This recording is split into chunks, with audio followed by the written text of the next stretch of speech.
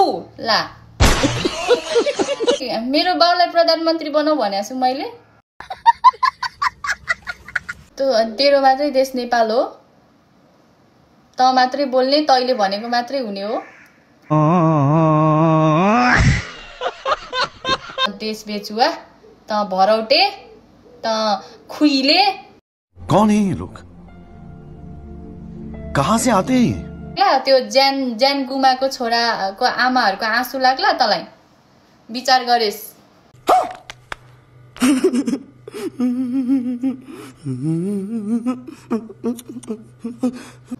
तेरो बाउले तेरै बाउ नेपाली हामी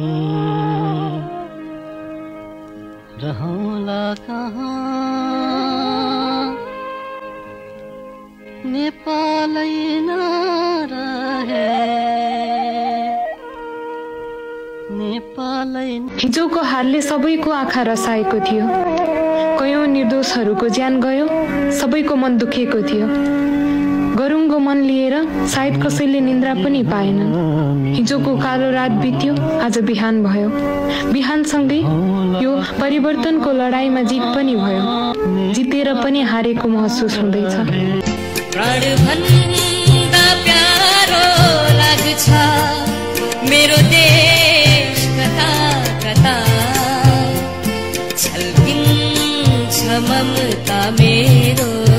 बालेन सरले लेखेको एउटा स्ट्याटसको भरमा अहिले छातीमा गोली खाएको होइन जेनजी भाइहरूले होइन, उहाँप्रति कति आश थियो, कति भरोसा थियो। हामीले छातीमा गोली खायौं भने हाम्रो बालेन सरले चाहिँ यो देशको नेतृत्व गर्नुहुन्छ भनेर कत्रो ठुलो आश बोकेर चाहिँ बिचारा त्यो सडकमा गएर गोली खानु भयो क्या। कतिजनाको आमाको कोख रित्तो भयो क्या। अनि अहिले आएर लास्ट आवरमा आफूले पनि नगर्ने, त्यत्रो बोलाउँदाखेरि त्यत्रो सबै कहाँको मिडियाबाट बालेन आऊ देश बचाऊ भनेर त्यत्रो चिच्याउँदा त्यत्रो बोल्दा पनि आफूले चाहिँ केही नगर्ने, अनि गर्छु भनेर यत्रो ठुलो छाती फुलाएर आँट गरेर आएको व्यक्तिको चाहिँ नाम रेकमेन्ड नगर्ने। भगवान, मैले त त्यो साँच्ची हो, हजुरहरूले कतिजनाले चिन्नु भएको छ र देख्नु भएको छ, मैले त चिनेको पनि छैन, देखेको पनि छैन। 81 अब त्यो बजुलाई त रेस्ट गर्नुपर्ने होइन र यतिखेर त त्यत्रो अब घुँडा दुख्छ होला, जोर्नीहरू दुख्छ होला होइन, बजुलाई त रेस्ट गर्ने, बरु अलिकति मेन्टली असर नदिने पो हो त। अनि त्यो त यतिखेर त रेस्ट गर्ने उमेर हो क्या उहाँको त। यतिखेर त युवाहरूले यो देश चलाउने भनेको त अलिकति जोसिलो जाँगरिलो होइन उयो भएर।